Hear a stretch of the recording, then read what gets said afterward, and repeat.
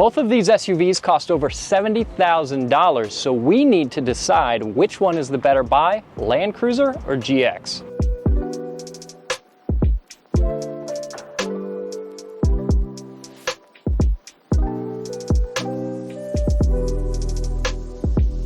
Showcase. The reason we're doing this comparison is because the new Toyota Land Cruiser and the new Lexus GX are sister cars underneath. Yeah, and there's so many similarities between them. I think there's a lot of people out there that are trying to figure out which one to get. And the crazy thing about this comparison is, as spec'd, this Toyota and that Lexus are $200 different in MSRP, just under $72,000 for both of them. Yeah, really couldn't get much closer. Case, what's under the hood of the Toyota? We have a 2.4 liter four-cylinder, which doesn't sound like much for an SUV of this size, but it's mixed with a hybrid system, and our total system output here is 326 horsepower, 465 pound-feet of torque, so it definitely doesn't feel underpowered. Yeah, both of these are big, heavy SUVs, but when you go foot to the floor of the Toyota, it really, really boogies. I put my head into the headrest. Because what happens is, from a stop, the electric motors give you an instant push of torque, and then the turbo has a chance to spool up, and then you get a big wave of torque. So there really isn't a lot of noticeable lag in this powertrain, because that electric system does a great job of filling in the gaps where the turbo may not be spooled up. And although this hybrid system is more about power than necessarily having a ton of efficiency, it is more efficient than the Lexus. Yeah, now let's talk about that Lexus. So under the hood of the Lexus, you'll find a twin turbo V6 non-hybrid, right? Yeah, 3.4 liter, and also really good power output on that vehicle. So we're looking at 349 horsepower and 479 pound-feet of torque. So just a little bit more than what you get in here, but still really substantial numbers. Yeah, very, very impressive. But as you mentioned, fuel economy is way down on that Lexus. So even though curb weights are pretty similar, this vehicle is rated at 23 mpg combined. That vehicle is rated at 17 mpg combined.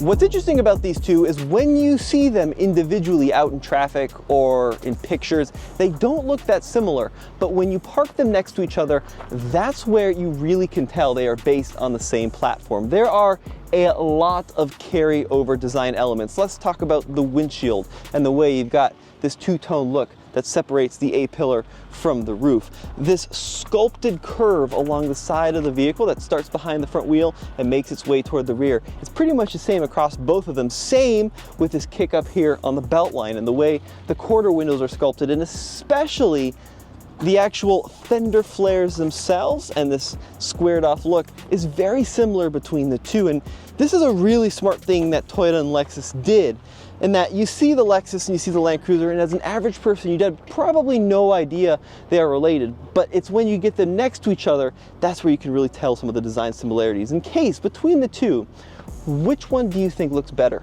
I'm partial to the GX. This is my favorite style GX by far, and especially on these knobby open country tires that this particular one is spec'd with. But at the same time, this Land Cruiser I also think is pretty sharp. I really do like the way Toyota has incorporated some retro design touches into the Land Cruiser. I love the Toyota scripting here across the front, this egg crate style grille, which looks a little bit retro. This is a very squared off, boxy design. I also like your little rigid fog lights down there, which you can actually change the colors on, which is pretty cool. So I'm a little bit more partial to the Land Cruiser design. You can also get this vehicle like in the 1958 trim with the round headlights, which I think is a very attractive look. But I'm with you, Case. This is by far the best looking GX ever, period, bar none, no question. So much better than first and second gen. A lot more rugged, especially if you get the over-trail trim. But look, you're not going to go wrong with either version from a look standpoint. Now, the big difference in driving these two from an engine standpoint is that Lexus is a lot more refined and certainly quicker. This engine is not the quietest unit on the road. It certainly doesn't have the best growl, and it's just a little buzzy. Yeah, but you do hear, especially with the windows down, a little bit of turbo noise, which I don't hate personally. Yeah, that does make it a little bit more fun. It's not to the point where it's intrusive into the driving experience, but the V6 definitely is a slightly more pleasant engine to listen to. My favorite thing about the way this Land Cruiser drives is how floaty it is. It's got a really nice soft ride that I would expect from a big, rugged, boxy 4x4, and that is probably my personal favorite thing about driving this vehicle. I think my least favorite thing here is, and this is true of a lot of modern Toyota vehicles, that there are a lot of electronic systems that are pretty regularly chiming you about driver attention, about a car that's going to be, driving across in front of you. It's just a little intrusive. And a lot of those Toyota safety systems are great. They do a really good job of keeping you and your family safe, but there are some that can be naggy. Luckily, there is some option to turn some of that stuff off, which is nice, but I would agree, Case, these Toyotas do a lot of beeps and bonging.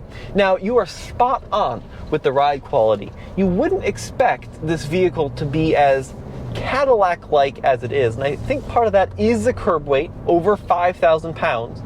And then the spring rate just makes this vehicle super soft. There's not a ton of rebound or dampening control, which honestly in the vehicle of this class is a good thing. This is not a car that I would really want to hustle around a mountain road. No. But where you guys drive in the real world, which is around malls and through parking lots and a Starbucks and on the highway, this is a good ride. Yeah, and off-road as well. It's very, very compliant.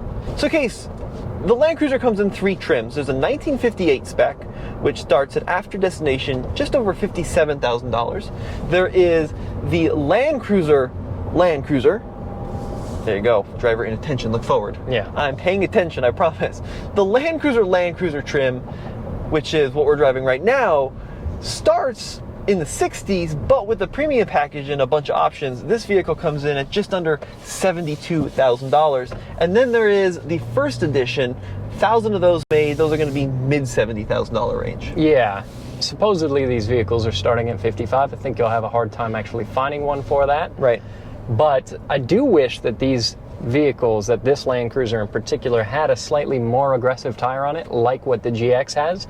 I like that tread pattern. It's a little bit knobbier, and I think it would suit the character of this vehicle also really well, because this is kind of a rugged machine, especially in how blocky this interior is and the roof rack and everything, so we should just have more tire. Great point. I mean, we talk about how this interior feels more off-road ready, right? Yep. More squared off, more chunky. Yeah, I'm still paying attention. Thank you, car. But in this Land Cruiser trim, there isn't an option for a wheel tire package as aggressive as the Lexus. Yeah. And Lexus has a special trim on the GX called the Overtrail, which gives you the tires and the skid plates and the KDSS and the rear locker. Funny enough, every Land Cruiser comes standard with the rear locker. This Land Cruiser does have the disconnectable front stability bar, which is fantastic, but you can't get it from the factory with that super aggressive Lexus tire wheel combo. Yeah, I wish they had a tire package like that. Yeah, for sure.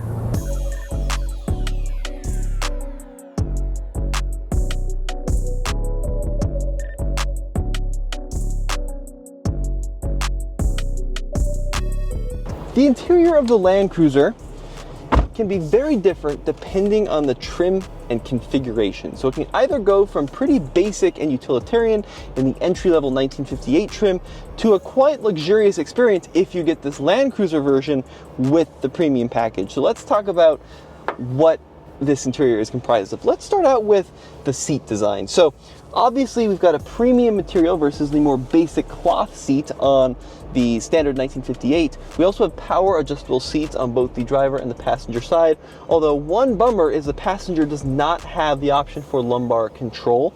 We also have heated and ventilated seats in this version, so it's a very comfortable place to be. I find the GX seats to be a little bit more supportive than the Land Cruiser seats, but these are still pretty good for a long road trip. Now, if we look at the overall dash layout, this is definitely what I would describe as a more rugged design. So everything is very squared off, a little bit less swoopy in its overall profile, and technology is fairly similar in some areas and a little different in others. So let's talk about the screen. So standard Land Cruiser is an 8-inch screen screen. This is the upgraded 12.3-inch display, and it runs the latest and greatest in Toyota software. So if you're familiar with the Tacoma, all the way down to like a RAV4. This is going to be a pretty similar infotainment system. It works pretty well. It's gotten a lot better over the years.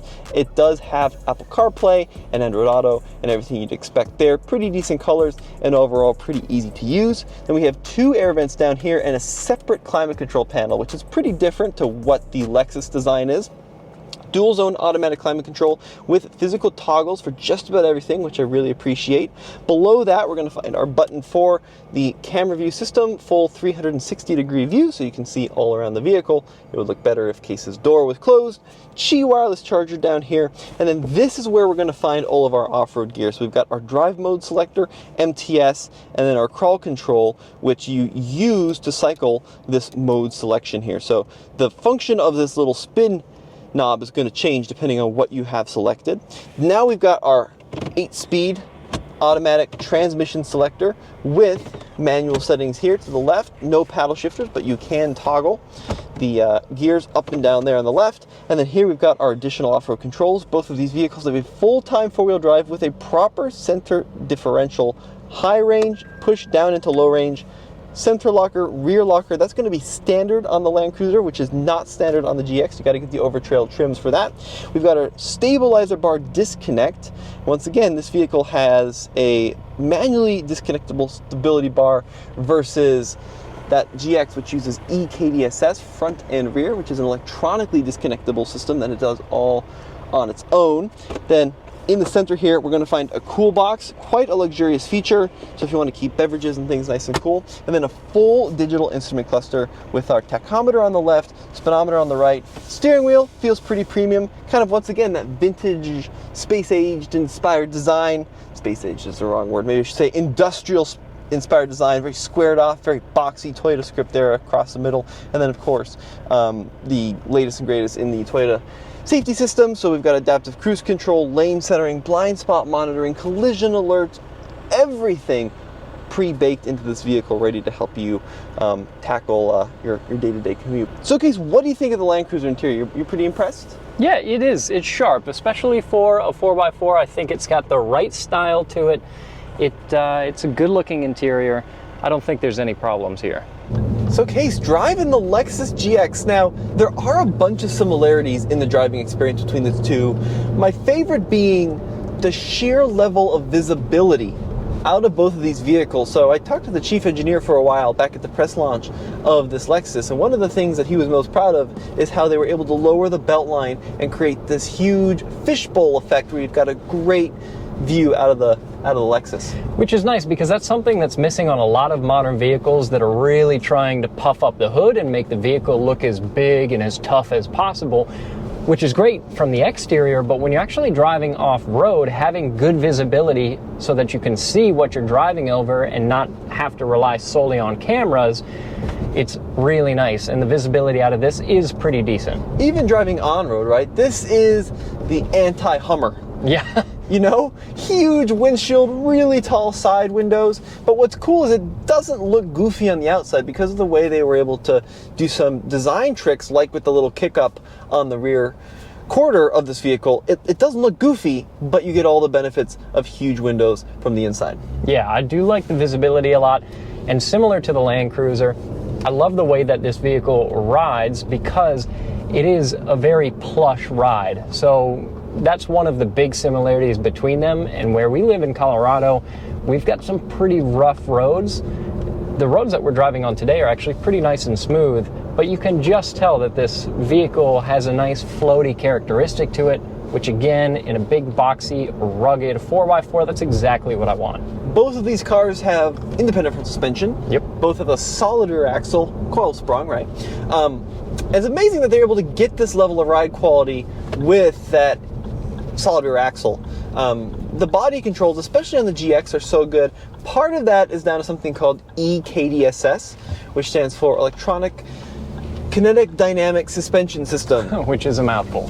So basically what this is, Case, is a dynamically controlled set of stability bars front and back on this GX, which allow the vehicle to either tighten or loosen some of the sway that this vehicle can achieve, but more importantly, the articulation that this vehicle can achieve off-road. Yeah, and I will say, at least for off-road conditions, I do like the ability to manually hit a switch and disconnect the sway bar. It's kind of nice to be able to make those decisions yourself when you're off-roading, but still this fundamentally has the things that I want in an off-road SUV that I can select manually, like a true low range and a center and rear locker. Now, one thing that may sway you, Case, is that on the road, you have a dynamic system, right? So you can tighten up stability bars, sway bars when you're doing some cornering, so you get a little bit of a flatter cornering experience.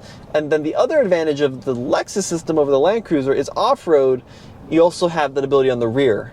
So the Land Cruiser, you can disconnect the front completely, which is cool, I agree, but the rear is fixed. Whereas this has the ability to automatically adjust the rear as well.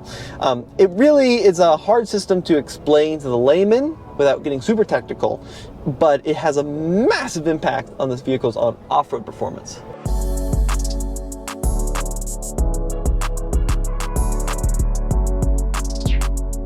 The interior of the Lexus definitely has a more luxury appearance and some really nice materials, as you would expect from a Lexus product. So these seats are really nice. I love the little bit of green that's here on this different fabric built into the seat. Also contrast stitching, really nice looking, and they feel great to sit in. Really nice Lexus steering wheel here. Again, very good materials. In front of me, I have a 12.3-inch digital instrument cluster with a different layout than the Land Cruiser, but the same size. I've also got paddle shifters here on the GX, and this is a 10-speed transmission instead of the 8-speed that you get there in the Land Cruiser. And then here in the center of the vehicle, you've got a 14-inch screen. So it is bigger than what you get in the Land Cruiser, but that's partly because the climate is built into this screen. So that could be a pro or a con, depending on what you like. If you don't mind that, it is a good looking system, but some people prefer having actual hard buttons for their climate controls, which is fair. Aside from that, you've got the same software that you get in the other car. And then moving down, we have our mode select, our drive modes, MTS, crawl control, all of the off-road features in pretty much the same spot that you get it on the Land Cruiser. We have our shifter here in the center. Again, not quite as blocky and off-roady looking, but it adds to the luxury feel of this interior if you're into that. And then this is a full-time four-wheel drive system like you get in the Land Cruiser. We have our control for high range and low range here, just like in the Land Cruiser. We have our center locker and our rear locker. But again, no manual button that you can press to disconnect the front sway bar. Now, Case, both these vehicles are spec'd at just under $72,000. Now, for the money, that Land Cruiser is slightly better equipped. So for example, it has a wireless charger. This vehicle does not have a wireless charger. Yeah. That one has a 14-speaker audio. This one has a 10-speaker audio, but it is possible to get the Lexus to a higher configuration. Yeah, so you can get a 21-speaker system here in the Lexus, which is pretty nice. And not having a wireless charger at $70,000 to me is a little crazy. But we do both have this cool box, which is, again, like you said, a pretty nice feature to have. Yeah. It definitely makes this compartment a little small, but still pretty cool. So they're both nice interiors. I think it depends on what your personal preference as far as style is. This interior, I'd say, is a little bit more comfortable. That interior is a little bit more rugged and old school with its manual, actual physical buttons for the climate. So it kind of depends. And if you want the ultimate in luxury in your Lexus, the Overtrail Plus is going to have stuff like that wireless charger and, like, of course, the large pano sunroof. This one's got the same sunroof that you're going to find in the Land Cruiser. Yep. And then that's the one that's going to have the premium audio system built in as well. So, you know, price-wise, these two are spec'd as close as you can get. In terms of feature content, though, you can still get more on top of this if you get the Lexus. Yeah, and both of these also have heads-up displays, but if you wear polarized sunglasses, you're going to have a hard time noticing that it's even there. All 0 right. to 60. 0 to 60 in the Land Cruiser. We're going to do sport mode. It's a little brake torque. 3, 2, 1. Full throttle. Pretty decent launch. Yeah, it's not bad. There's 30, 40, 50, and 60. Saying 9.12, so, you know, that's okay. Now look, that's not a super scientific stretch, just on a flat straight stretch of road. It's not gonna, blow your doors off if you're used to a brand new Corvette, but compared to like the current 4Runner, oh my gosh. Oh, it's a world of difference. Our Solo DLs also measure a little on the slow side of everything that we use to test them. Well, they are very rollout. consistent. Yeah, no rollout, but they are GPS enabled. So figure with rollout, you're going to be just over 8 seconds, maybe 8.5 seconds. So it's plenty quick for what you need. It's got a pretty consistent torque band, not a lot of gaps in the torque. Yeah, it's pretty decent. All right, 0 to 60 in the GX. High expectations. Oh, dude. 40, 50, 60. Nice. Man, Boogie's pretty good. Yeah, so that was 0 to 60 Sport S Plus mode. I know. In the Lexus, 7.52. So Yeah. we're looking at about a 1.5 second difference between the two. Which is funny because on paper it doesn't seem like a very substantial power difference, but that at least suggests that it's actually a decent bit quicker. Also, kind of a cool little growl. Yeah, it doesn't sound horrible. It sounds a little augmented, but it's still a better noise, I would say, overall than what you get in the Land Cruiser.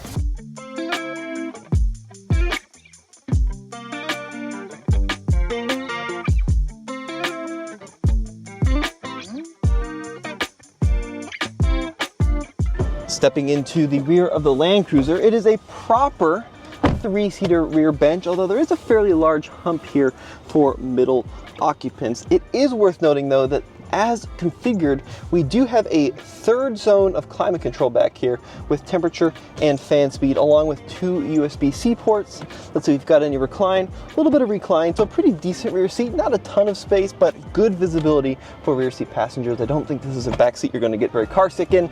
Now, let's check out the rear of the vehicle. So, a couple of ways to get into the trunk on both of these. You can push a button here, and that's going to allow you to pop open the rear glass if you've got groceries or whatever you want to just slap back there. And then, of course, you can open up the whole rear lift gate. Now, the liftover height on the Land Cruiser is a little higher than you might expect, so check this out. There's actually a pretty good sized lip between the bumper and the actual floor, and that is due to that high voltage hybrid battery. It also means that in the US, the Land Cruiser cannot be had with a third row seat, although you might notice there are still third row cup holders and the third row USB-C port, which Toyota says is really good for camping. Now, this does cut into rear seat space. So we're looking at about 37.5 cubic feet with the seats up. Rear seats in the Land Cruiser do fold and they also tumble, which is another hint of this vehicle's third row cousins in other nations. But of course, here in the US, 2 row only, small lip as well. So it's not a completely flat load space. Now, the advantage of this hybrid system is actually going to be found right over here. So we have an AC 120 volt power outlet, but unlike the GX, this is a super usable amount of power, over 2 kilowatts worth of power through that port, 2,400 watts. So you could run a lot of accessories, a lot of fridges, pretty much anything you need right through that one port. Tommy, you've also got vents all the way here for your third row passengers that don't exist. Yeah, check that out. Once again, good for camping.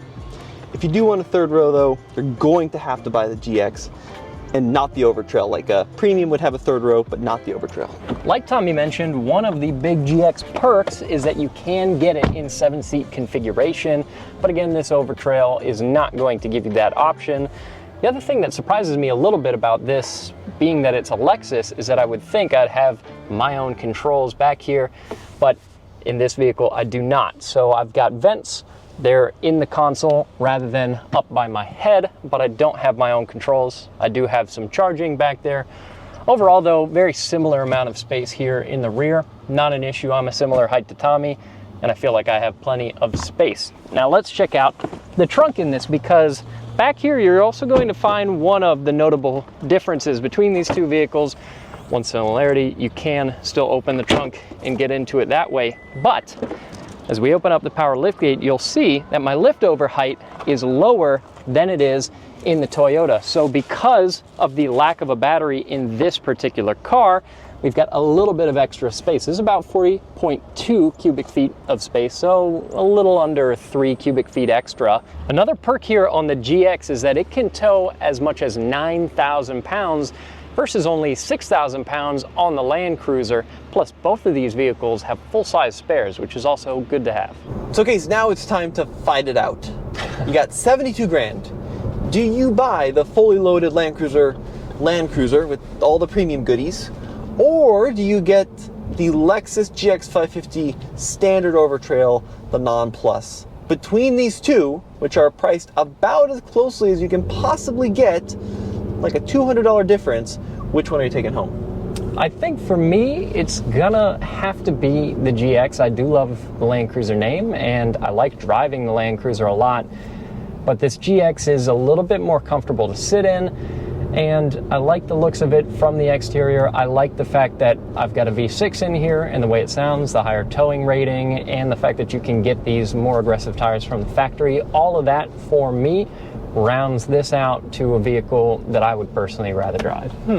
Now, I think a lot of folks would agree with you.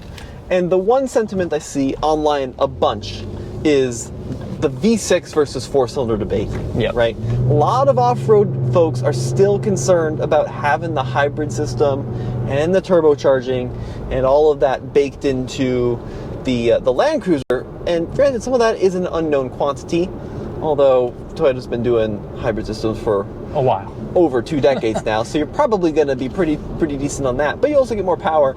I'm going to take a little bit of a controversial opinion and choose the Land Cruiser. And hear me out.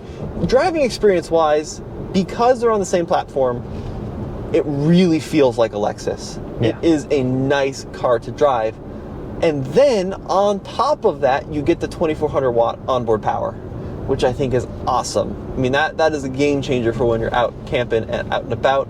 Plus, you see a little bit of a benefit out in the pump, right? Slightly over 20 true. mpg. MPG is nice. Yeah, where this is going to be mid to high teens. Plus, on top of that, for price to price, you get more features on the Land Cruiser. So you get the 14-speaker audio system versus the 10-speaker in this. Now, if you did get the Overtrail Plus, that's when you're going to get that rear seat climate. That's when you get the 21 speakers, but that's going to be over 79, 80 grand. It's not going to be cheap. Yeah, right. Plus, on the Land Cruiser, you get a slightly better approach angle as well. So that's all good stuff. The one thing we don't know is resale value, right? And the one thing we do know is availability. You can go out and buy a Land Cruiser now, and a lot of dealers are selling them. Sticker, out the door, you're done. These cars, these GX550 Overtrails, hard to get. Whichever direction you go in, I think you're going to really enjoy the experience. They're both expensive vehicles, and I think I know, Case, in the comments, most folks are going to side with you. Right? Sure. And I think there's some very, very, very valid reasons for that. And I think the market's saying that too, because GX550, especially the Overtrails, we've got a buddy that just ordered one, and it's like a 6 to 8 month wait just to get one, where you could realistically get any number of Land Cruisers at a bunch of dealers, right? Very so likely. People are really excited about this. Plus, you get the Lexus brand on top of the Toyota brand, which in the US does hold a premium. But let us know what you folks think in the comment section below. Who do you agree with? And as always, it's been Tommy. And Case. Head over to alltfl.com, where we got everything related to these two vehicles in one convenient location. We'll see you next time.